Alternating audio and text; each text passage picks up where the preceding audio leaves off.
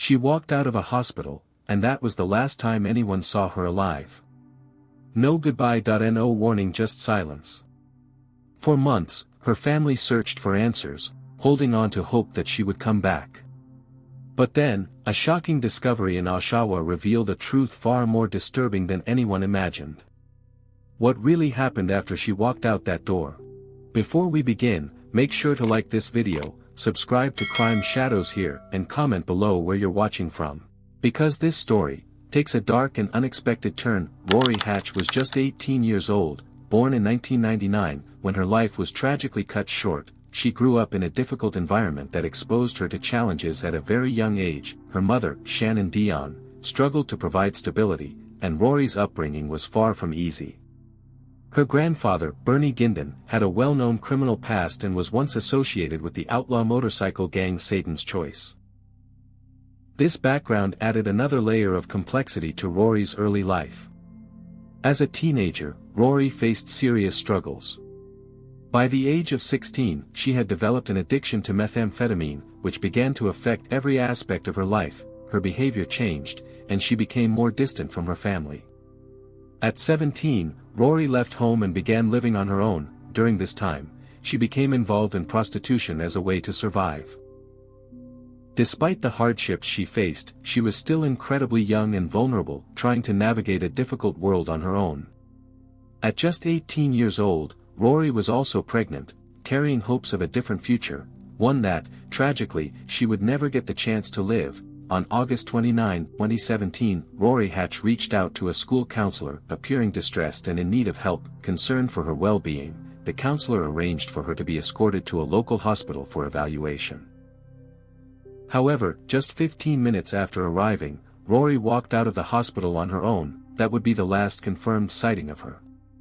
After leaving, her phone became unreachable, and no one could contact her. As hours passed with no sign of her, concern quickly grew. The following day, she was officially reported missing, marking the beginning of a troubling and mysterious case. When Rori Hache was reported missing, police immediately launched an investigation. Investigators looked into all possible leads, including her family's criminal connections and the background of her boyfriend, trying to understand any potential threats. However, the case was complicated by Rori's tumultuous teenage years, her history with substance use, and the unstable environment she had been navigating. For more than 2 months, the search continued, with authorities canvassing neighborhoods, interviewing acquaintances, and following tips from the public.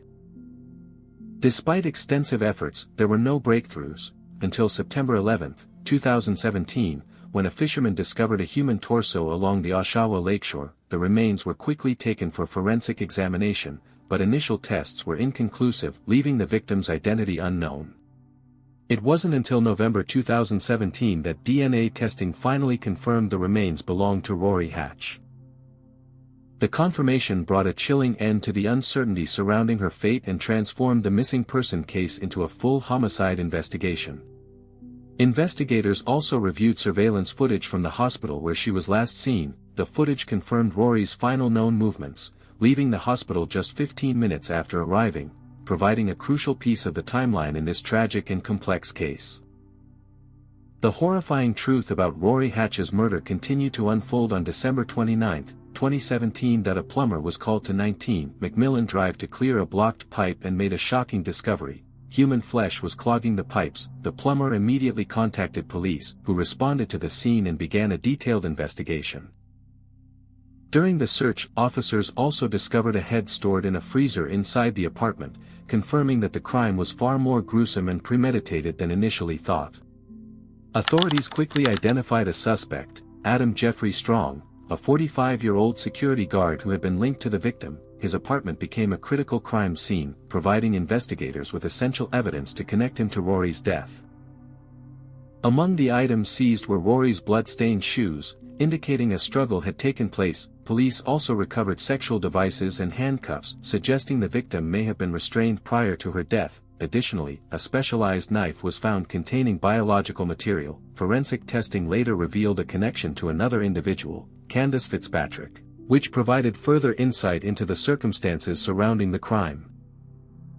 These discoveries not only confirmed the brutality of the murder but also helped investigators piece together the sequence of events that led to Rori's tragic. Following the discovery of Rori Hache's remains, investigators focused on questioning the prime suspect, Adam Jeffrey Strong, a 45-year-old security guard. Initially, Strong refused to cooperate with authorities, creating a tense and frustrating situation for investigators. During the interrogation, he made unusual demands, requesting food, internet access, and television privileges, seemingly attempting to control the circumstances while avoiding accountability.